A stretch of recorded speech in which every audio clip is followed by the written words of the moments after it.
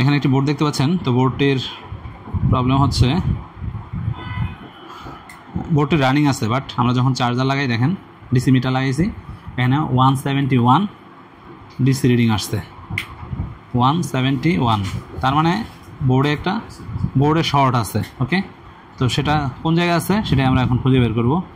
আমরা এখানে দেখতে পাচ্ছি প্রথম অবস্থায় আমাদের ফিজিক্যাল কন্ডিশন, এই চার্জিং যে আইসিটা আছে এটা ওভারহিট হয়ে যাচ্ছে। এখন চার্জিং আইসি কেন হিট হচ্ছে এটা আমাদের দেখার বিষয়, এটা আমরা এখন ট্র্যাক করব। প্রত্যেকটা সেকশন ভালো করে চেক করব। আমরা একটা ডায়াগ্রামটা নিয়ে নিই এখানে। আর প্রথম অবস্থা দেখি কোনো ফিজিক্যাল কন্ডিশনে কোনো ক্যাপাসিটর বা ডায়োড।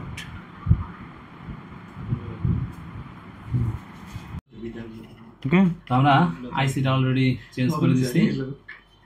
তো এটার ইম্পিডেন্স আগে ছিল একরকম, এখন আমরা আইসি চেঞ্জ করার পরে এটার ডিসি রিডিং চলে আসছে অন্যরকম। দেখি, দেখেন ডিসি রিডিংটা দেখি আমরা, ডিসি রিডিং 85। ওকে, আর আগে ডিসি রিডিং ছিল কত? 170 প্লাস 3 ডিজিট ছিল। হ্যাঁ, 3 ডিজিট ছিল, মানে হাই অ্যাম্পিয়ার হয়ে যেত। বাট এখন 5 আছে।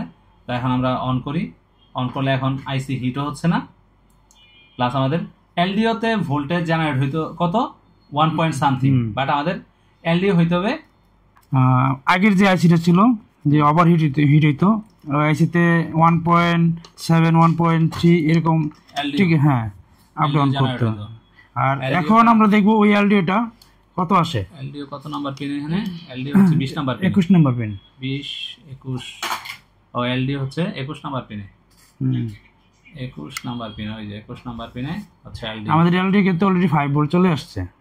এলডিও 5 ভোল্ট পাচ্ছে। আর আইসির যে একটা 3 ডিজিটের রিডিং ছিল ওটা কিন্তু চলে গেছে।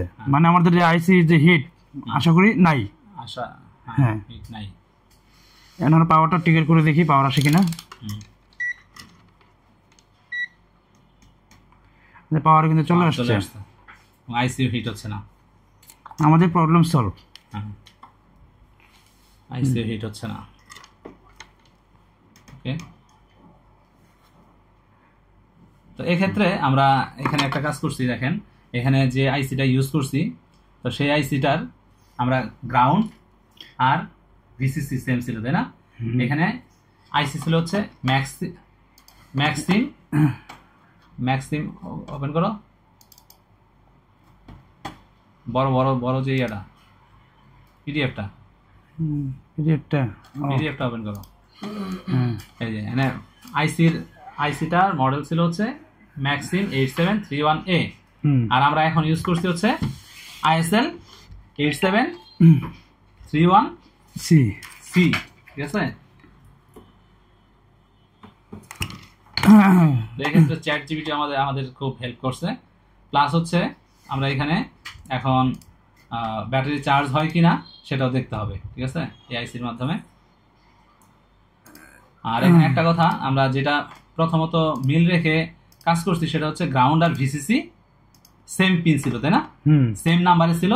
তো আমরা ওইটা দেখে আমরা এটা ইউজ করছি, ইউজ করার ফলে আমাদের কিন্তু কাজ হয়ে গেছে অলরেডি। আমাদের যে রুলস যে শিখাইছেন আমাদের, প্রথমত ভিসিসি, তারপরে আমাদের একটা গ্রাউন্ড, তারপর হচ্ছে এনাবল।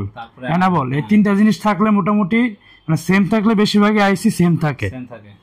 এই তিনটা জিনিস সবসময় বেশি ফলো করতে হবে। আর চার্জিং এর ক্ষেত্রে প্রত্যেকটা পিনই কিন্তু ইম্পর্টেন্ট।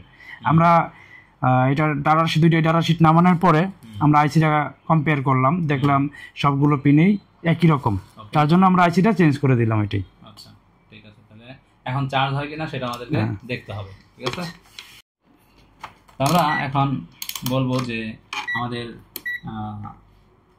ব্যাটারি যে চার্জ হবে, আমরা কি দেখে বুঝবো যে আমাদের ব্যাটারিটা আসলে চার্জ হবে, ঠিক আছে, আর কি কি পয়েন্ট আমাদের চেক করতে হবে সেই জিনিসগুলো আমরা এখন বলবো।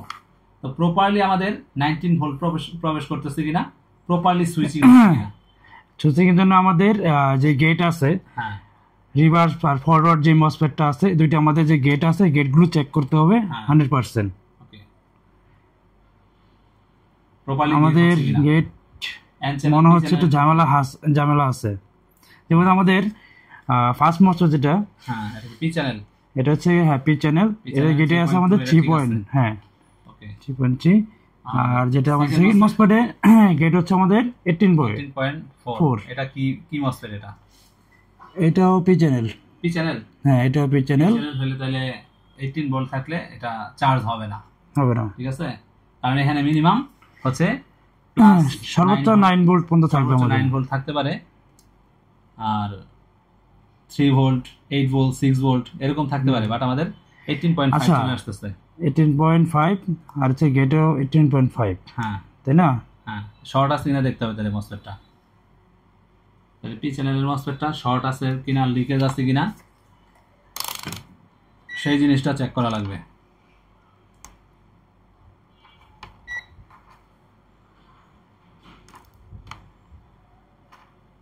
কিন্তু শর্ট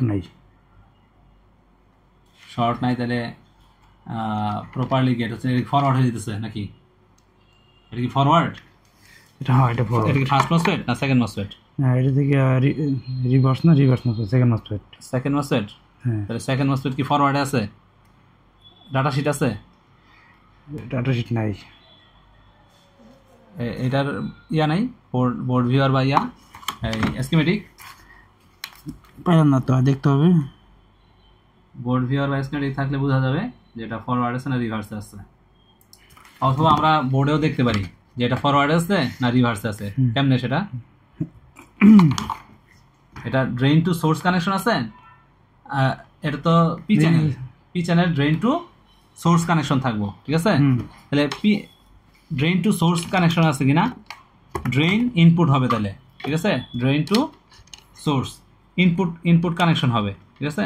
ইনপুটে ড্রেন হবে আর আউটপুটে সোর্স হবে। এইভাবে আমরা বুঝতে পারি যে এটার ফরওয়ার্ডে আছে না রিভার্সে আছে। ড্রেন দিয়ে ঢুকছে কিনা দেখো, পি চ্যানেল হইলে সোর্স দিয়ে ঢুকছে, তাহলে তো এটা রিভার্সে আছে। তাহলে রিভার্স হলে এটা তো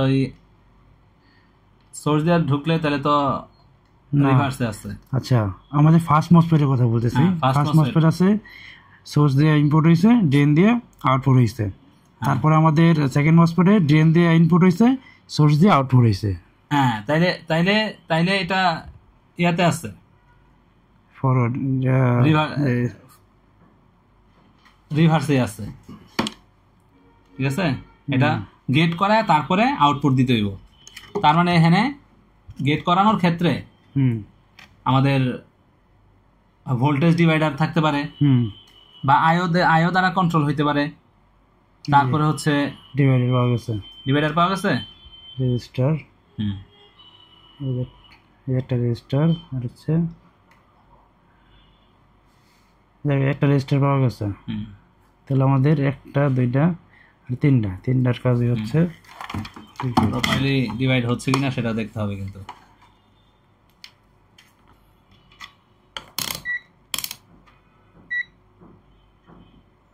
18 ভোল্ট ডাইরেক্ট পাস হয়ে যাচ্ছে। তাহলে আমাদের এটা 6 ভোল্ট কনভার্ট করতে গেলে ডাইরেক্ট কিন্তু যদি শর্ট না থাকে তাহলে কিন্তু ডাইরেক্ট কিন্তু পাস হওয়ার কথা না, ঠিক আছে? কারণ যেহেতু গেট হওয়ার মাধ্যমে কিন্তু আউটপুটে যাইব। তাহলে আমাদের সিএলআর কত ভোল্টেজ আছে দেখো দেখি।